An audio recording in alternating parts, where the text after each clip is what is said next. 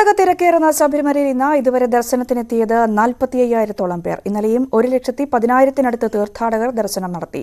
അരവണ വിതരണത്തിലെ നിയന്ത്രണം ഏറെക്കുറെ നീക്കിയതോടെ സന്നിധാനത്തെ തിരക്കിനും അയവ് വന്നു. സജീവ് സി വാര്യരുടെ റിപ്പോർട്ട്.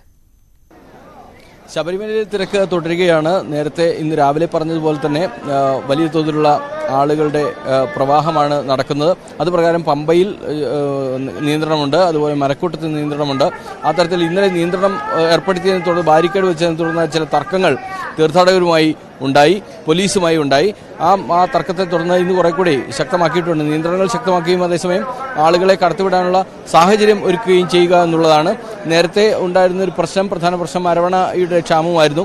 അത് പരിഹരിച്ചിരിക്കുന്നു, ഏറെക്കുറെ പരിഹരിച്ച സാഹചര്യമാണ്. 10 ടിന്നുകൾ വരെ ഒരാൾക്ക് ലഭ്യമാകുന്ന ഒരു നിലയുണ്ട്. അങ്ങനെയാണെങ്കിൽ വലിയ തോതിലുള്ള തിരക്ക് സന്നിധാനത്ത് തുടരാതിരിക്കാൻ ആളുകൾ സന്നിധാനത്ത് തുടരുന്ന ഒരു സാഹചര്യം ഉണ്ടാകില്ല.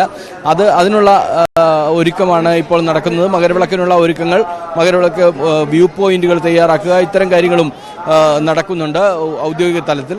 അതേസമയം ആളുകൾക്ക് സൗകര്യം ഒരുക്കുന്നതിനും അതോടൊപ്പം ആളുകളെ വഞ്ചിക്കുന്ന തരത്തിലുള്ള കച്ചവടക്കാരുടെ പ്രവർത്തനങ്ങൾ തടയുന്നതിനുമുള്ള നീക്കങ്ങളുണ്ട്. അത്തരം പരിശോധനകളും നടക്കുന്നുണ്ട്. ഇപ്പോൾ തന്നെ ഇന്നലെ വന്നിരിക്കുന്നത് 1,02,000 പേരാണ്. എല്ലാ ദിവസവും മകരവിളക്കുത്സവം ആരംഭിച്ചതിന് ശേഷം കഴിഞ്ഞ 30-ാം തീയതി മുതൽ ഓരോ ദിവസവും 1,00,000-ലേറെ പേർ ഓരോ ദിവസവും കയറുന്ന ഒരു സാഹചര്യമുണ്ട്. തൊട്ടടുത്ത സംസ്ഥാനങ്ങളിൽ നിന്നുള്ള ആളുകൾ തന്നെയാണ് ഏറ്റവും കൂടുതൽ വരുന്നത്.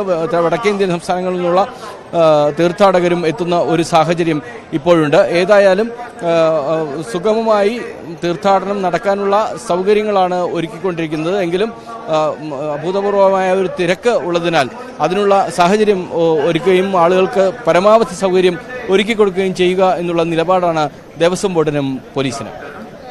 കുസാറ്റ് ദുരന്തത്തിൽ